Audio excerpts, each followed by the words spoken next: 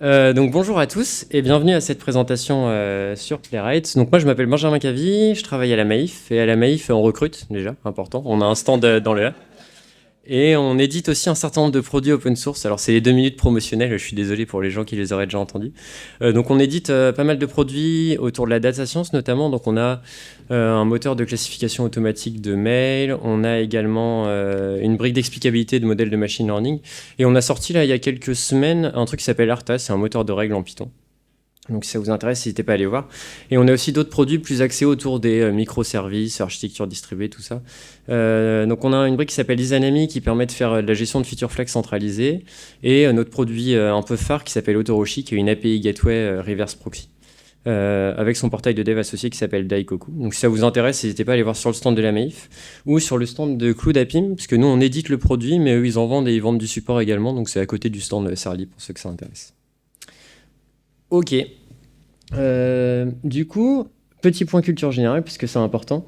Playwright, j'ai découvert en préparant ce talk que ça voulait dire dramaturgie en anglais. Vous le saviez ou pas? Non. Je suis content, moi non plus je ne savais pas. Et ça vient d'un mot grec que je ne vais pas me risquer à prononcer ici parce que je ne parle pas grec. Et du coup, je me disais, dans cette petite journée très riche en contenu technique, en Kubernetes, en Wasm, en IA, etc., on pourrait peut-être se faire une petite pause où collectivement, on prend un petit temps pour parler de dramaturgie. Alors, ce qu'on pourrait faire, c'est d'abord voir comment est-ce que ça a été introduit par Aristote dans son recueil Poésie.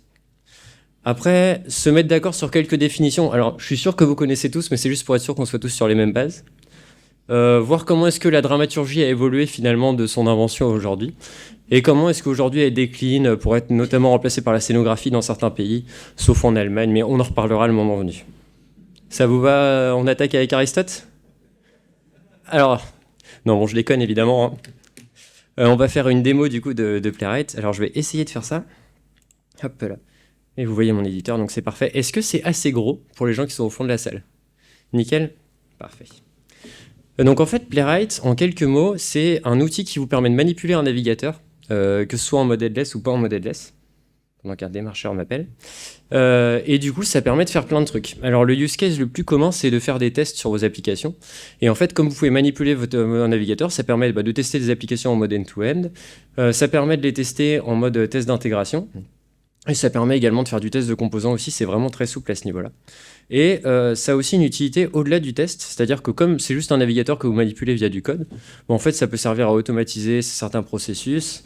Ça peut servir par exemple à vous balader sur une page web, prendre des screenshots de la page pour faire de la doc ou des choses comme ça. Enfin, c'est vraiment hyper versatile de ce point de vue-là. Donc là, aujourd'hui, on va faire le focus sur le test et je vais vous montrer un petit peu comment est-ce que ça marche. Alors, on va tester... Hop là. Ah oui, alors là, j'ai perdu mon navigateur. Non, il est où? Il est resté sur un écran qui n'existe pas, c'est ça? Hop là, tout était prévu. Je vais retourner. Donc j'ai une application qui est déployée, voilà. C'est Izanami, du coup c'est une des briques dont je vous parlais. Alors pourquoi est-ce qu'on va se servir de ça aujourd'hui? C'est pas du tout parce que j'avais la flemme de coder une appli de démo, mais c'est parce que ça me semblait intéressant de vous montrer comment ça marchait sur une vraie application plutôt que de faire une appli de démo où tout est un peu facilité parce que c'est moi qui la code et c'est moi qui la teste, donc je vais l'arranger pour qu'elle corresponde bien au truc. C'est intéressant de vous montrer sur une application réel, comment est-ce qu'on fait ça? Alors je vous rassure, c'est une application de gestion du feature flag, mais vous n'avez rien besoin de connaître sur le feature flag, hein. Il suffit juste de savoir que c'est une application avec des utilisateurs et avec des tenantes. Voilà, c'est tout ce qu'il y a besoin de savoir pour comprendre, donc ça devrait aller. Donc ça c'est l'écran de login, et en fait on va commencer du coup par vérifier qu'on arrive bien à se connecter à notre application. Et je vais vous montrer comment est-ce qu'on peut faire ça en Playwright. Donc là j'ai initié un nouveau projet Playwright, alors je l'ai fait en TypeScript. On peut le faire en plein de langages, mais je vous en reparlerai un peu plus tard. Et donc, je vais commencer par juste écrire un test en disant que, idéalement, on doit pouvoir se connecter à mon application. Donc, un test, qu'est-ce que c'est? Ça va être une fonction lambda donc, qui retourne une promesse. Alors, il est possible que je fasse beaucoup de fautes de frappe. D'habitude, j'ai un clavier Mac, mais je travaille sur ce clavier-là que depuis hier. Donc, si vous voyez des crochets à la place des accolades, ne m'en veuillez pas.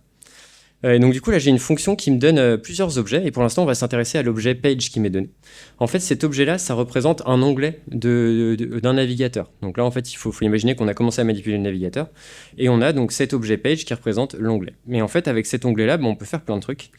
On peut par exemple lui dire en fait ma page je veux aller sur une URL. Donc là vous avez vu mon application est déployée en local. Donc je vais lui dire va sur localhost 9000. Et après, comme on veut tester le login, idéalement, on va vouloir remplir les champs username et password pour aller se loguer. Donc il va falloir que je trouve les champs dans la page.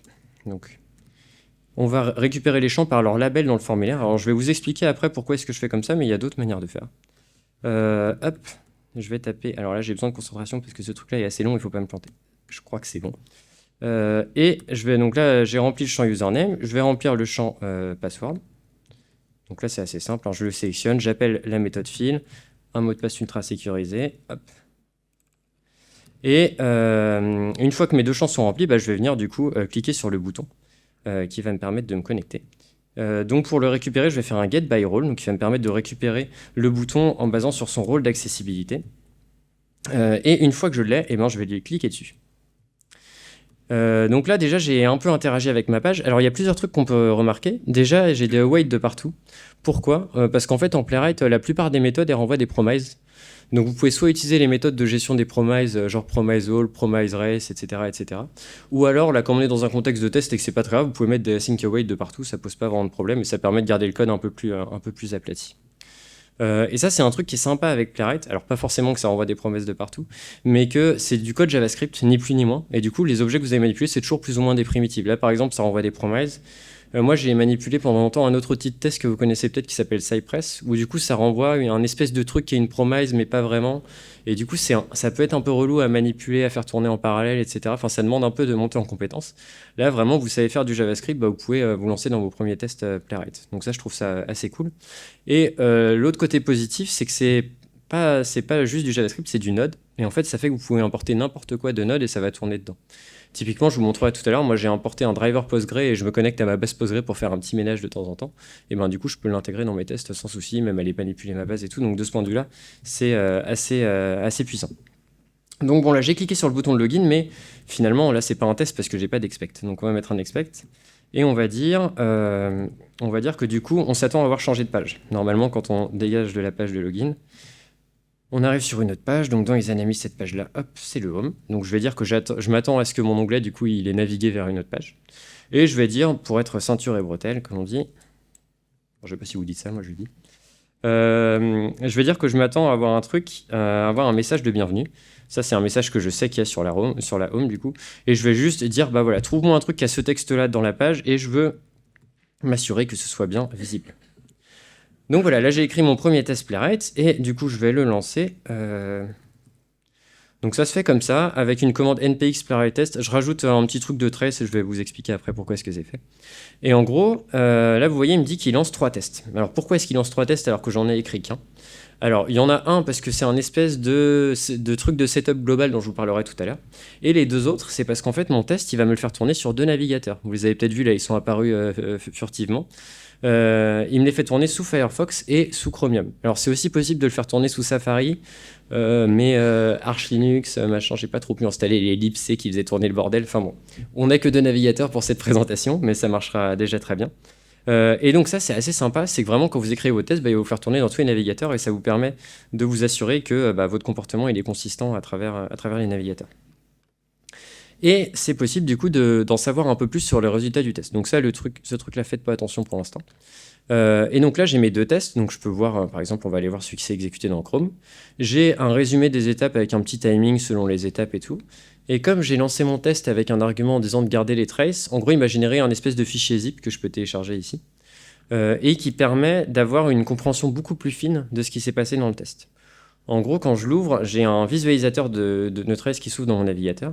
Et déjà, ce que je vois, c'est qu'en haut, j'ai une petite ligne d'Ariane là, qui me montre en fait un peu l'évolution de mon écran au fur et à mesure du temps. Alors, c'est un peu gadget, mais moi, j'aime beaucoup. Et à gauche, vous avez du coup... ma souris... Je vais voir un truc sur la table à cet endroit. Donc là, j'ai le truc de j'ai toutes les étapes de mes tests. Et en fait, je peux voir à chaque étape où est-ce qu'on en est. Parce qu'en fait, il a pris un screenshot à chaque étape de mon test. Et en fait, c'est même plus qu'un screenshot, puisque c'est carrément un dump HTML de la page que je peux du coup ouvrir à côté et aller inspecter pour voir est-ce que tel attribut est bien là, est-ce que tel truc est là mais il est absent dans le DOM ou des choses comme ça. Enfin, ça peut être vachement pratique de pouvoir inspecter à n'importe quel élément du test comme ça. Donc ça, c'est un outil qui est vraiment hyper pratique. Et notamment sur la CI, on peut faire en sorte que si jamais ça merde, on puisse récupérer le zip pour avoir une analyse en local autre que juste le test à péter sur la CI. Donc ça, c'est pas mal. Et je me rends compte en vous parlant de ça que je ne vous ai pas expliqué pourquoi est-ce que j'utilisais ces sélecteurs-là. En fait, en Playwright, on a plein de manières de sélectionner des éléments. Moi, j'aime bien utiliser les sélecteurs d'accessibilité pour plusieurs raisons. Déjà parce que ça m'assure que j'ai un niveau d'accessibilité minimal dans mon appli. Alors, c'est loin d'être suffisant, hein, mais moi, ce que j'ai constaté, c'est que si j'arrive pas via les sélecteurs d'accessibilité à cocher une checkbox ou un truc dans le genre, c'est qu'il y a un sérieux problème au niveau de ma page. Et l'autre truc, c'est que je pars du principe que l'arbre d'accessibilité, c'est un des éléments qui ne va pas trop changer au fur et à mesure de l'évolution de mon application. Je prends l'exemple de ce button, par exemple. Là, comme je sélectionne par rôle et pas par tag name ou par class name ou par des choses comme ça, et ben, du coup, je peux venir, par exemple, changer ou mettre à jour mon framework de composants graphiques. Et peut-être que mon button, avant, c'était un button en HTML et depuis, c'est devenu une span avec un role button ou des choses comme ça. Et ben, mon test va continuer de passer parce que ce qui compte, c'est que dans l'arbre d'accessibilité, il est le role button. Donc, ça permet de rendre vos tests un peu plus résilients vis-à-vis des changements que vous pouvez faire dans votre application. Alors une autre approche assez populaire, c'est de mettre des attributs data test ID sur vos composants, sur tout ce que vous voulez tester et de tester en sélectionnant ces trucs-là, mais du coup ça nécessite un peu plus de travail. Et voilà, moi j'aime pas travailler. Ok. Donc tout ça c'est très bien, mais du coup ça veut dire que ça nécessite un peu d'aller voir, ouvrir votre appli sur la page qui vous intéresse, ouvrir l'arbre d'accessibilité du navigateur, aller voir votre composant, par quel truc d'accessibilité vous pouvez le sélectionner et tout. Ça peut vite être un peu laborieux. Et pour ça, pour simplifier ça, il y a un truc trop bien dans Playwright qui s'appelle le CodeGen. Donc ça c'est vraiment le truc. La première fois que j'ai vu une conf Playwright et que j'ai vu le CodeGen, je suis instantanément tombé amoureux de la techno. Alors j'espère vous faire le même effet. Enfin pas que vous tombiez amoureux de moi, que vous tombiez amoureux de Playwright.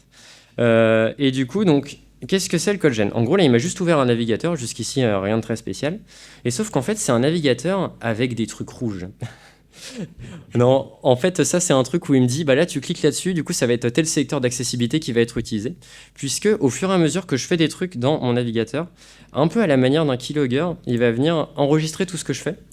Et après, il me génère du coup le code d'un test qui va reproduire ce que je suis en train de faire. Donc là, au fur et à mesure que je fais des trucs, bah, ce test va venir s'enrichir. Donc là, je me connecte. Jusqu'ici, rien de très neuf. Et là, je vais dérouler un petit flow de test un peu plus compliqué pour venir inviter un utilisateur. Donc, pour inviter un utilisateur, il faut une adresse mail. Donc là, je mets une adresse mail, hop, j'envoie l'invitation. Alors là, comme je n'ai pas configuré de mailer dans mon user il me donne l'URL d'invitation. Il faut imaginer que je l'envoie à la personne, qu'elle ouvre ce lien, et du coup, là, ça va lui proposer de se créer un compte. Hop, on va mettre ça, et on va mettre un mot de passe qui est le même. Tac. Donc là, je crée mon utilisateur. Du coup, une fois que j'ai créé mon utilisateur, je peux me connecter avec. Donc, je vais venir me connecter avec cet utilisateur-là. Et là, je vais venir quand même faire un expect à un moment donné dans mon test. Donc là, j'ai une petite barre d'outils ici. Alors, c'est peut-être pas très gros pour les gens au fond, désolé. Mais qui me permet de changer de mode. C'est-à-dire de sortir du mode interaction et de rentrer dans un mode assert. Et je vais lui dire, bah, je veux que ce truc-là, il soit visible. Et en gros, pourquoi ce truc-là? Parce que là, il y a le nom d'utilisateur que je viens de configurer, donc ça montre que le test a bien marché, puisque c'est bien cet utilisateur-là qui est connecté. On va aller voir ce que ça a généré. Alors, ça a généré une belle pavasse de code. Alors, il y a des trucs qui sont un peu inutiles là-dedans, je vous rassure, on nettoiera tout à l'heure. Et en fait, ce qui est sympa, c'est que là, ça me l'a généré en mode test JavaScript, alors c'est ce qui m'intéresse. Mais si jamais je me dis, ah bah en fait, moi ce que je voulais c'était du Java, bah, j'ai juste un petit item à changer dans le menu déroulant et il me réécrit le même code en Java. Je peux l'avoir en Python, enfin je peux l'avoir en ce que je veux, c'est plutôt pas mal foutu. Et donc là je suis dans le test runner, donc là il me génère un test, mais si jamais je suis pas en mode test, mais je suis en mode un peu plus exploration, interaction avec la page et tout, il me le génère en mode librairie, du coup c'est pas dans un test, c'est vraiment en mode un script node que vous lancez et il va vous démarrer un navigateur et venir vous exécuter ce truc-là. Bon, nous, c'était quand même le test JavaScript qui nous intéressait à la fin. Donc, on va copier tout ça et on va voir ce qu'on peut en faire dans mon fichier de test. Donc, on va appeler ça invitation flow. Donc, on va définir un deuxième test. Pour le coup, la syntaxe, vous n'êtes pas perdu. Je vais juste prendre un objet supplémentaire. En fait, le test, on a vu que tout à l'heure, ça me donnait un objet page. Ça me donne aussi un objet browser qui représente du coup tout le navigateur. Et on va voir pourquoi est-ce que j'ai besoin de ça dans 2 secondes. Le premier truc qu'on voit quand on colle le test, c'est que c'est un peu pourri, parce que du coup, ça marche pas. En fait, il m'a généré ici un objet page1 et qu'il n'a pas défini. En fait, pourquoi est-ce qu'il a fait ça? C'est que le truc de CodeGen, il a été un peu perdu. Au moment où j'ai créé un nouvel onglet pour mettre ma nouvelle URL dedans, en gros, il n'a pas trop capté d'où sortait cette nouvelle onglet. Donc, il m'a dit, bon, ok, j'ai bien compris que tu avais un nouvel onglet, mais je ne sais pas trop d'où il vient. Donc, on va lui dire comment est-ce qu'on peut définir ce nouvel onglet-là.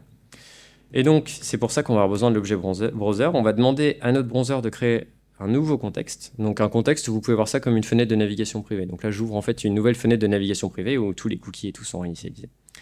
Hop, et je vais venir du coup créer un nouvel onglet dans ce truc-là. Et du coup, mon page one, ça va être ça. Donc là, voilà, comme ça, il est content, il voit d'où ça vient son objet page one. L'autre problème qu'il y a, c'est que l'URL d'invitation qui est un petit peu plus bas, là, avec le HTTP machin, vous voyez qu'il me l'a hardcodé. Bon, sauf qu'évidemment, l'URL d'invitation, elle change à chaque invitation, sinon niveau sécurité, ça serait pas foufou. Donc, ce qu'il va falloir que je fasse, c'est que j'aille la récupérer programmatiquement. Je sais pas si vous vous souvenez, quand j'ai cliqué sur envoyer l'invitation, il y a une petite pop-up qui s'est ouverte avec un textbox et un lien dedans. Eh ben, on va aller récupérer ce truc-là. Donc, je vais dire que je veux récupérer la textbox qui s'appelle invitation URL et je vais récupérer du coup la valeur de l'input qui est dedans. On va mettre ça dans une variable et du coup, on va tout simplement venir remplacer ce truc-là par la variable que je viens de définir. Ok, donc là, ça pourrait presque marcher. Il y a encore une petite subtilité. C'est que, vous vous souvenez, j'ai ouvert un nouvel onglet, j'ai créé mon nouvel utilisateur, j'ai cliqué sur Create User, et après, il m'a redirigé vers la page de login. Sauf que là, dans ma page de login, je cherche un champ qui s'appelle Username, et en fait, il y a déjà un champ qui s'appelle presque pareil sur la page d'avant. Alors, c'est pas exactement pareil, mais Playwright est assez tolérant sur les sélecteurs, donc si je demande ça et qu'il y a un champ qui s'appelle le Username étoile, bah, il va me le prendre quand même. Et donc ça risque de poser problème parce que ça risque de s'exécuter avant que je sois arrivé sur la page de login en fait. Donc il va venir réécrire dans mon formulaire de création d'utilisateur alors que le navigateur est en train de naviguer, ça va pas marcher, ça va foutre la grouille. Donc ce qu'on va faire, c'est qu'on va dire, avant de te connecter avec le nouvel utilisateur, bah, tu vas tout simplement attendre attendre qu'on soit sur la bonne page, c'est-à-dire la page de login. Donc voilà pour ce truc-là. Il y aurait une autre technique pour le faire en le forçant à dire que ce sélecteur-là devait être exact, mais enfin, pas hyper intéressant. Hop. Donc là, toute la pavasse où je me suis connecté au début du test, on verra comment on peut factoriser ça tout à l'heure parce que c'est pas hyper intéressant d'avoir le code de login à chaque début de test. Et on va venir faire un peu de nettoyage, c'est-à-dire que en fait, il m'a généré pas mal de trucs qui servaient à rien, notamment quand je me suis mis dans des champs, que j'ai fait CTRL A pour sélectionner tout le champ, CTRL C pour copier, que je clique sur un champ avant de saisir dedans et tout, tous ces trucs-là, finalement, ça sert à rien. C'est vraiment des trucs qu'il a enregistrés parce que peut-être c'est utile, peut-être c'est pas utile, mais du coup, ça vient alourdir notre test plus que nécessaire. Donc, vous voyez, là, le fait de... Là, par exemple, typiquement, on clique dans le champ avant de le remplir. Hop, mince. Donc là, c'est pareil. Tac, tac, tac. Faut pas que je supprime un truc de trop, sinon mon test va plus marcher après. Donc là, voilà, j'ai un peu épuré. Et vous voyez, en bossant avec le code gen et en retravaillant un peu le code, on peut assez rapidement générer des tests pour des scénarios plutôt complexes. On va exécuter ce test tout de suite, et pour l'exécuter, je vais vous montrer un nouveau moyen de lancer les tests. Donc on a vu qu'on pouvait lancer ça en ligne de commande. Alors, je vais zoomer un peu, sinon vous n'allez rien voir. Mais il y a aussi une UI de test qui existe, et qui en fait vous donne tous les tests de votre projet, et vous pouvez choisir du coup de lancer les tests individuellement. Vous voyez leur petit déroulé en live, vous avez l'impression que l'ordinateur travaille pour vous, c'est hyper satisfaisant. Moi je pourrais regarder ça toute la journée personnellement. Donc là, du coup, ça va merder. Je vous le dis pour pas que vous pensiez que c'est pas fait exprès. En gros, ça va merder pour plusieurs raisons, mais la raison principale, c'est que là, le user que je suis en train d'essayer de créer dans mon test, en réalité, il existe déjà, parce que je l'ai créé dans mon appli, dans le code gen il y a quelques secondes, et j'ai pas spécialement fait de nettoyage dans mon application. Donc ça va merder pour cette raison-là, et ça va aussi merder parce qu'en plus, il va essayer de le créer deux fois, une fois avec Chrome, une fois avec Firefox. Donc, par simplicité, on va commenter l'exécution des tests avec Firefox, et on y reviendra tout à l'heure pour voir comment est-ce qu'on peut rendre ces exécutions de tests concurrents. Et on va se concentrer du coup sur Chrome. Alors je vais lui dire d'arrêter de m'afficher les navigateurs, c'était rigolo au début, mais ça devient gavant d'avoir des navigateurs qui pop à chaque fois qu'il y a un test qui se lance. Et du coup, on va voir comment est-ce qu'on peut faire en sorte de nettoyer la base avant le lancement de tous mes tests. Donc en fait, c'est comme dans pas mal de frameworks de test, hein, vous avez un before et un before all, un before each pardon et un before all. Et là, c'est ce que je vais faire. J'ai une petite fonction de nettoyage que j'ai codée déjà. Et en fait, cette fonction, ce qu'elle fait, c'est elle importe un driver Postgre et elle vient supprimer de manière chirurgicale les trucs qui m'intéressent pas dans la base. Alors bon, elle est un peu grosse parce que j'ai copié-collé la vraie fonction du vrai Izanami, mais en vrai, il n'y aurait pas besoin de tout ça. Mais du coup, donc voilà, c'est une fonction qui nettoie la base. Et le fait d'avoir cette fonction-là, hop là, donc là, mes tests étaient en train de péter gentiment. On va relancer du coup l'UI parce que j'ai modifié. Je suis obligé de la relancer parce que je lui ai dit de dégager Firefox et il n'aime pas trop qu'on la relance pas après avoir fait ça. Et donc là, normalement, maintenant, mon test devrait marcher parce qu'avant de le lancer, en fait, avant toute l'exécution de ce fichier-là, il va venir nettoyer ma base de données. Ce qui fait que le user que j'ai créé qui s'appelle Jug Summercamp, finalement, il n'est plus dans ma base. et du coup, il va pouvoir le créer. Et là, vous voyez, là, dans la petite ligne de vie en haut, j'ai une ligne pour mon premier onglet et une ligne pour mon deuxième onglet. Moi, je trouve ça trop bien. Non, je sais pas, j'ai vraiment l'impression que c'est l'ordinateur qui travaille, quoi. Donc là, mon test a marché, vous voyez, j'ai tous les trucs qui sont là. Donc ça, c'était pour la partie un peu test, codegen, etc. Et je vous disais tout à l'heure que Playwright, ça pouvait être utilisé pour plein de types de tests différents, et ça peut notamment être utilisé pour des tests un peu plus bouchonnés, parce que là, je teste en end-to-end, mais ça peut être utile de faire des bouchons si vous êtes dans un environnement où vous n'avez pas la possibilité de démarrer tout ce qu'il faut pour que votre appli marche, ou tout simplement pour tester des cas qui sont un peu durs à reproduire. C'est ce qu'on va faire ici. Hop là. Donc, je vais vous montrer comment est-ce qu'on peut mettre en place un bouchon pour un appel spécifique. Donc ça se fait avec une méthode root sur la page. Donc vous allez voir, c'est assez simple à comprendre. En gros, on lui file une URL. Donc moi, je vais lui filer l'URL de récupération des tenantes, par exemple, parce que je sais que sur la homepage, on cherche à récupérer les tenantes pour les afficher. En gros, c'est une URL qui est appelée quand on arrive sur la homepage, quoi. Et du coup, je lui file une fonction en disant, bah voilà, quand cette URL-là est appelée, tu vas exécuter cette fonction-là pour choisir ce qu'il faut faire. Et en fait, le paramètre route qui m'est donné en paramètre de cette fonction-là, il a plusieurs méthodes. Une méthode continue, c'est-à-dire que dans certains cas, on peut laisser filer l'appel, dire bah là, je veux le laisser filer jusqu'à là où c'est et puis voir ce qui se passe. Ou alors, on peut bouchonner complètement l'appel, et c'est ce que je vais faire ici, en lui disant bah, en fait, tu vas me renvoyer une réponse avec un objet JSON ou voilà, avec un message d'erreur bien sémantique. On peut également évidemment mettre un code d'erreur. Donc là voilà, j'ai fait mon bouchon. Et maintenant tout ce qui me reste à faire, c'est de naviguer jusqu'à une page où ce truc-là est appelé. Donc là c'est ce que je fais en allant sur la home page. Et on va vérifier que mon message d'erreur il s'est bien affiché. Donc là, on va faire un peu comme tout à l'heure, on va pas trop se prendre la tête avec les sélecteurs, on va juste dire je veux qu'il y ait coucou le jug d'afficher quelque part sur ma page, je veux que le message d'erreur s'affiche en fait. Après, où exactement il est affiché, ça c'est peut-être un autre problème, hop, qu'on va pas traiter pour l'instant. Et donc là, si je reviens sur mon UI, du coup, il a vu que j'avais rajouté un autre test, hein, j'ai pas besoin de la redémarrer pour ça. Et donc du coup, je vais venir lancer, j'ai oublié un truc, j'ai oublié de m'authentifier, du coup ça n'a pas marché. Petit interlude. Là, vous voyez, j'ai fait un before all pour nettoyer ma base. Et ce que je vais vouloir faire aussi, c'est pas avoir besoin de répéter ce flow d'authentification dans chaque test parce que c'est relou de devoir à chaque fois coder le fait de passer par la page de login, etc. Donc, une solution qui marche, alors c'est pas la meilleure, on en verra une qui marche un peu mieux tout à l'heure, c'est de factoriser ça dans un before each. Et du coup, comme ça, il va toujours le faire avant chaque test, mais au moins, j'ai pas besoin de le coder. Donc là, on peut le dégager d'ici, on peut le dégager de là. Et du coup, mon test de bouchon va être authentifié pour arriver sur ma page d'accueil, ce qui devrait le faire un peu mieux marcher.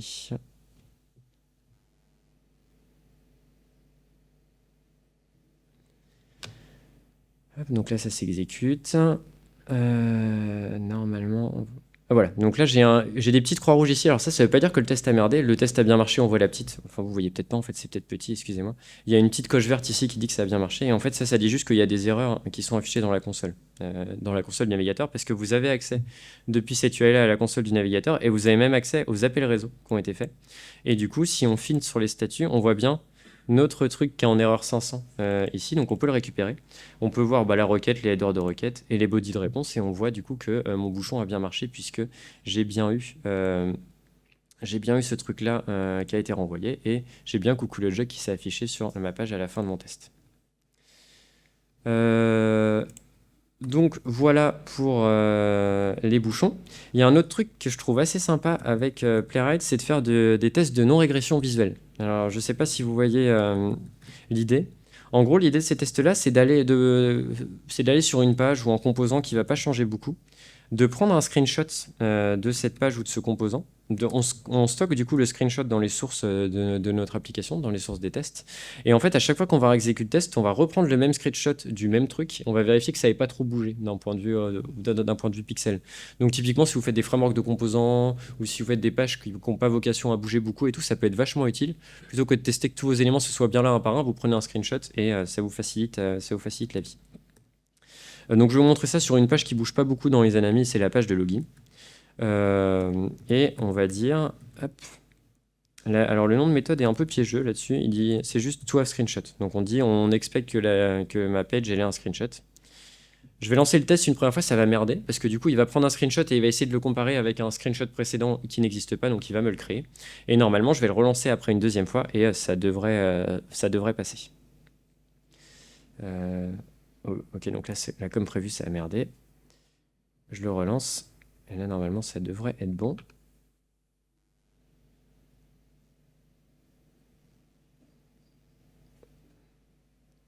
Le suspense est insoutenable. Ça, c'est la rapidité de cet ordi qui veut ça. Voilà, donc là, ça a marché. Et je peux vous montrer ce que ça donne quand ça marche pas. On va lui faire un petit prank. On va modifier la taille du viewport au moment où on prend le screenshot. On va dire qu'on a un truc de 750 pixels par 750 pixels. Alors, c'est pas la taille avec laquelle il prend normalement. Et bah, du coup, là, en fait, il va vouloir prendre un screenshot sur un écran qui est beaucoup plus réduit. Donc, évidemment, le screenshot va pas être le même. Et du coup, on va pouvoir, je vais pouvoir montrer en fait un peu quelle tête a l'UI quand ça marche pas. Et vous allez voir que c'est plutôt explicite. Hop. Donc là, ça n'a pas marché. Alors bon, on a ce truc là, c'est un peu de l'art conceptuel, mais en gros, vous pouvez voir, ça c'est le screenshot qui a été pris. Ça c'est le screenshot qui était là avant, donc là déjà on voit qu'il y a un truc qui va pas. Vous pouvez mettre les deux côte à côte, là on voit encore plus qu'il y a un truc qui va pas. Et vous avez même un slider, vous pouvez faire défiler pour voir, et ça c'est pareil, je pourrais passer des heures à jouer avec ça. Donc voilà pour ça. Alors je vous avais dit qu'on pouvait faire mieux au niveau de l'autente, et ben on va faire ça maintenant. Moi ça m'embête un peu de devoir me retaper tout ça avant chaque test parce que c'est quand même du temps de traitement qui est bien perdu parce qu'à chaque fois on va sur la page de login, on remplit les champs, on clique sur le bouton login, on attend le backend, etc., etc. Et donc pour ça je vais utiliser un global setup. Je vais venir mettre mon code à la place. Hop. En fait je vais modifier tout ce code là dans une fonction de setup ici. Et tant que j'y suis je vais faire pareil avec le truc qui me nettoie la base de données. Voilà, et comme ça, j'ai plus besoin d'avoir dans chaque fichier de test un before each et un before all qui servent respectivement à nettoyer la base et à me loguer. En fait, tout est pris en charge par ce fichier de setup. Et en fait, ce fichier de setup, il est référencé dans ma conf playwright, donc c'est un project. En gros, un projet, ça peut être soit un navigateur, vous faites soit un projet par navigateur. Donc là, j'avais un projet Chrome, un projet Firefox, ou soit ça peut être justement servir à mettre des scripts à exécuter avant les autres trucs. Donc là, c'est ce que je fais. J'ai un projet qui s'appelle Setup. Il est mis en dépendance de mes autres projets, ce qui fait qu'il va être exécuté une fois au début de mon test et plus jamais après. Et la subtilité de ce truc-là, c'est que, en fait, comment ça marche exactement? Il vient se connecter. Et il prend son contexte, donc le contexte, il faut comprendre les cookies et tout le bordel là, et il vient mettre ça dans un fichier storage test qui va être un fichier JSON ici, et tous mes tests, en fait, ils viennent lire ce fichier-là et charger le contexte qui est dedans en termes de cookies et tout, et c'est comme ça qu'on évite d'avoir à se réauthentifier à chaque fois. Dernier truc, Playwright peut exécuter des tests en parallèle. Par défaut, il va le faire, c'est-à-dire qu'il va vous lancer tous vos navigateurs en parallèle. Là, je l'ai même configuré pour que dans un navigateur, il lance tous les tests en parallèle. Pour les tests stateful, ça peut vite devenir un gros problème d'avoir deux navigateurs qui essayent de créer le même user au même moment. C'est un peu ce que je vous disais tout à l'heure. Du coup, il y a une petite astuce que moi je fais et qui marche bien dans mon cas. Alors dans votre cas, à vous, peut-être pas. Dans ce cas-là, il y a toujours moyen soit de désactiver la parallélisation ou soit de trouver une meilleure solution que la mienne. Hein. C'est sûrement possible. En fait, ce que je fais, c'est que je récupère le browser name de mon navigateur et je viens, comme un gros sale, le concaténer au truc convocation à être unique. Donc, par rapport à mes adresses, par exemple pour mes adresses mail, pour mes usernames, pour mes tenantes quand je crée des tenantes et tout, bah, de cette manière-là, j'ai besoin de nettoyer la base qu'une seule fois au tout début. Et après, tous mes tests, ils peuvent s'exécuter en parallèle et en gros, il n'y a pas de problème, quoi. Donc ouais, c'est un peu la méthode bidouille, mais ça permet d'avoir les tests qui s'exécutent en parallèle, ce qui, quand vous avez un certain nombre, devient quand même assez intéressant. Est-ce que je voulais vous montrer d'autres trucs? Non, je crois que c'est bon. Je vais juste... Ah oui, du coup, il faut que je rouvre mes slides. Ah. Alors, vous n'allez peut-être pas les avoir en plein écran parce que... Si, ça marche là maintenant? Ah, fantastique. Hop, hop. Bon, je vous refais pas la blague sur là. Il y a plein d'autres trucs. On peut prendre des vidéos, modifier le color scheme, modifier l'horloge de la page en direct pour simuler que le temps passe, etc., etc. Enfin, c'est vraiment hyper puissant comme outil. Je suis pas encore tombé sur un use case où je me dis « Oh mince, on peut pas faire ça avec Playwright ». Donc vraiment, moi j'adore l'outil. Si vous avez du feedback, n'hésitez pas à m'en donner, même si, comme Mathieu, c'est du feedback pas forcément très positif. Mais voilà, en tout cas, je vous remercie de votre attention. Et si vous avez des questions, je crois qu'on a dépassé, donc venez me voir après. Merci beaucoup.